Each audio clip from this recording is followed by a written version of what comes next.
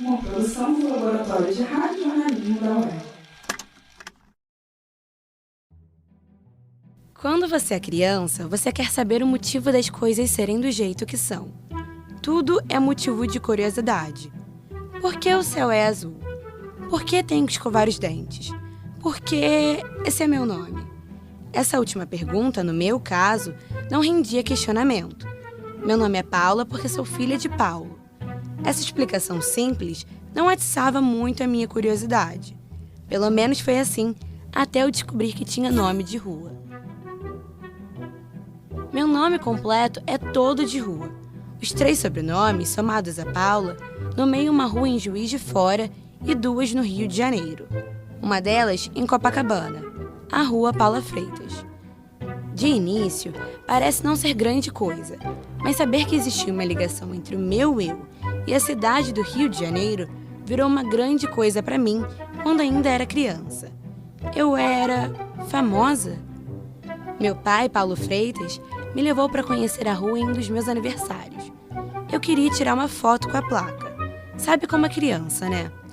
Andamos pelas ruas de Copacabana, passamos pelos prédios com aspecto antigo, acompanhados dos verdes das árvores e do vento que a maresia proporciona. E chegamos. Mas, na verdade, a rua e eu tínhamos uma diferença muito significativa. E não era porque eu sou gente e ela concreto, ou porque eu tô viva e ela morta. Paula Freitas era um homem. E é sobre isso o episódio de hoje. Esse é o Ilustre Concreto, um podcast que vai investigar, desvendar e conhecer a fundo o que está por trás dos nomes que levam as ruas. Quem são essas pessoas e por que ganharam tanto prestígio a ponto de ficarem para sempre eternizadas nas ruas das cidades? No episódio de hoje, Paula Freitas não é uma mulher. Eu queria conhecer melhor a origem da rua. E ir na raiz de tudo era a única explicação lógica. Eu precisava visitar Copacabana. E para isso, peguei o metrô e desci na estação Siqueira Campos. Confesso que, apesar de ter o mesmo nome que o meu pai, não herdei os talentos dele em interpretar mapas. Fora que ele quase não precisa. Parece que conhece a cidade carioca de cor e salteado. Eu, pelo contrário, não tenho o melhor dos sensos de direção. E da última vez que visitei a rua, não precisei prestar atenção no caminho porque eu estava com os meus pais. Dessa vez, eu cheguei lá sozinha. A Bruna, que é produtora desse podcast, acabou se atrasando por causa do transporte. Então, tive que me virar. Mas uma coisa eu percebi desde o momento que saí da estação. Copacabana é uma mistura antagônica.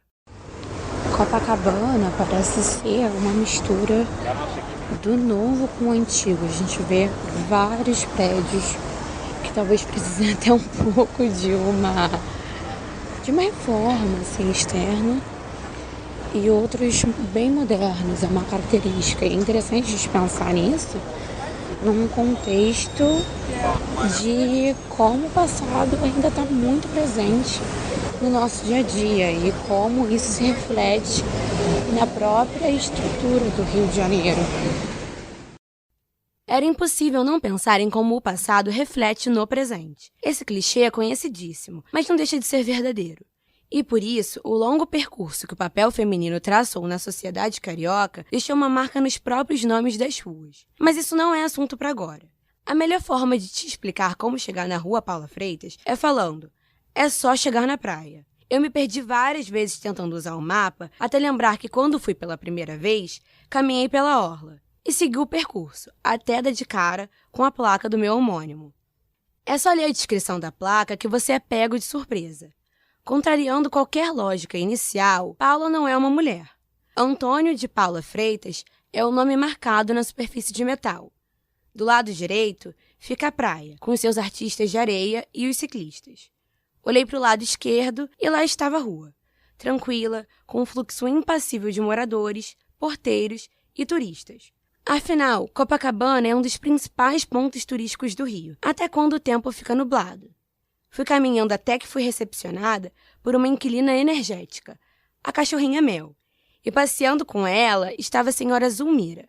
Como o jornalista não pode ver uma abertura que já faz festa, aproveitei a receptividade para puxar assunto. Zulmira mora na Rua Paula Freitas há 6 anos e era uma entrevistada perfeita. Ela sabia quem era Antônio. É em homenagem ao Antônio Paula Freitas, ele era engenheiro e era professor. E dizem assim que ele era aquele professor que não é o professor do Jerico, era o professor do povão. Diz assim, está sempre pronto a estar ajudando e tal. Talvez você tenha visto o tweet do Pedro Certezas, aquele comediante, sobre a Rua Paula Freitas. O tweet viralizou com a contradição de uma rua teoricamente feminina não homenagear uma mulher. Na publicação, o Pedro falou que nomes de mulheres não são comuns em ruas. Então, quando viu a placa, já imaginou que teria sido uma personagem importantíssima para a história brasileira. Mas esse não é o caso. Se você não conhece, eis a mini biografia do titular do concreto. Antônio de Paula Freitas nasceu no dia 10 de janeiro de 1843 e faleceu em 1906, aos 63 anos. Era carioca e, além de engenheiro e professor, era geógrafo. Foi agraciado por Dom Pedro II com o título de Cavaleiro da Ordem da Rosa e de Oficial Menor da Casa Imperial. Projetou os prédios da Imprensa Nacional e do Tesouro Nacional, hoje demolidos. Auxiliou também na construção da Agência Central dos Correios e da Igreja da Candelária, o que por si só já é muito significativo. Mas ter seu nome marcado em uma rua em Copacabana é devido ao projeto de desenvolvimento que iniciou no bairro. Uma pesquisa no site do Sistema de Histórico de Reconhecimento e de Logradouros, o Ruas.Rio, mostrou que a rua já teve o nome de Rua Itororó e de Doutor Paula Freitas. E não é Tororó que nem a música infantil, é Itororó mesmo. O seu segundo nome, Doutor Paula Freitas, gera um estranhamento natural. Parece até erro de concordância, mas a versão final também gera estranhamento. E a gente foi procurar para ver se mais alguém tinha essa sensação. Foi aí que encontramos o porteiro José Antônio Severino, que trabalha no mesmo prédio há 6 anos, e o jornaleiro Milton Monte, que tem uma banca na rua há mais de 5 anos. É curioso, né? Porque você tem Paula Freitas. O nome antigo é Antônio Paula Freitas. Aí tiraram o Antônio e só deixaram Paula Freitas. Por que esse motivo? O nome é Paula Freitas e é um homem? Pois é, o que você acha disso? Estranho, né? Porque normalmente um homem tem um nome de homem, não um nome de mulher. Estranho. Pois é, Antônio de Paula Freitas. Ah, então por que não botou o nome na frente Antônio e abreviou-se? Acho que foi um erro da prefeitura em fazer tal homenagem, certo?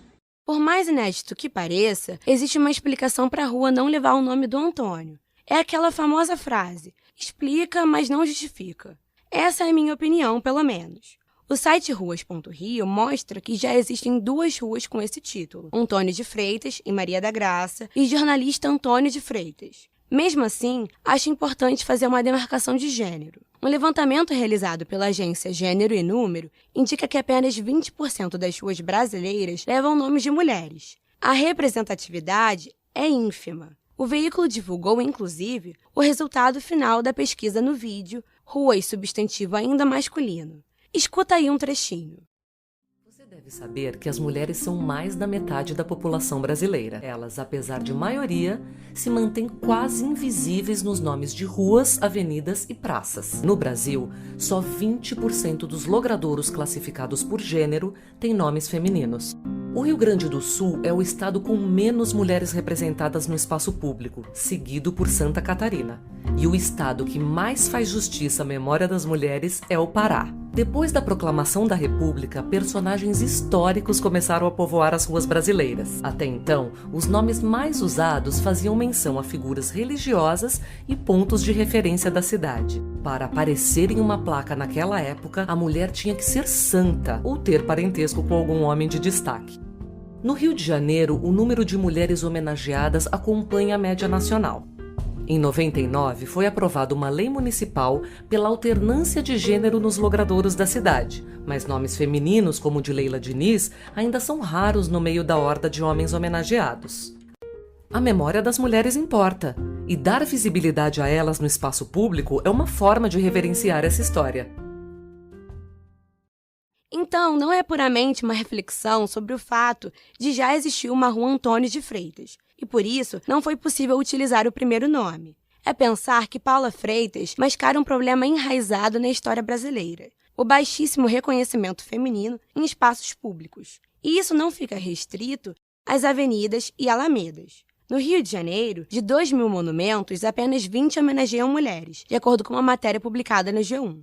As estátuas de Carmen Miranda e de Chiquinha Gonzaga são exemplos. A diferença é desproporcional. Além disso, a participação feminina na política também é muito aquém do ideal.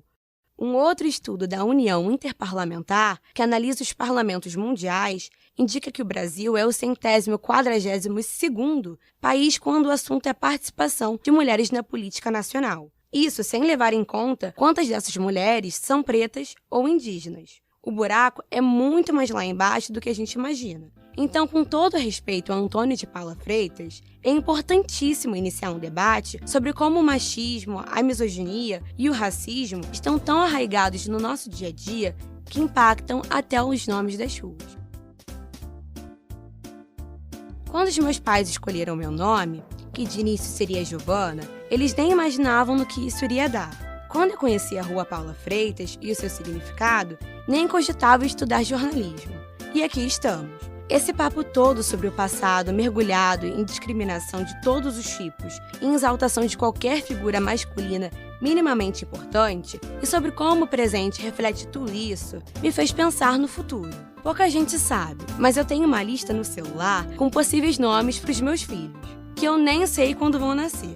Pode ser um sintoma da minha ansiedade e do meu desejo de estar preparada para absolutamente tudo? Sim, mas isso não vem ao caso. A questão é que eu tenho um nome definido para caso eu tenha um filho.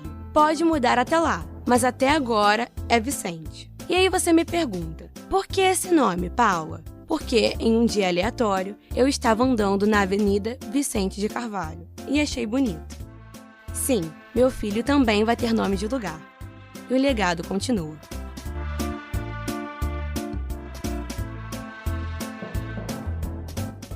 O Ilustre Concreto conta com Bruna Silva e Paula Freitas na produção, Stephanie Andrade na pesquisa, edição por Bruna da Silva, Stephanie Andrade e Paula Freitas. A locução foi feita por mim, como vocês já estão cansados de escutar na narração, Paula Freitas. Este podcast foi produzido como trabalho final para a disciplina de Laboratório de Rádio-Jornalismo, do professor Andrioli Costa, da Universidade do Estado do Rio de Janeiro, a UERJ. Você confere estes e outros episódios no nosso feed, procurando por Laboratório de Podcast Narrativo no seu aplicativo de podcasts favorito. Se gostou, siga no nosso Instagram em @podcastnarrativo.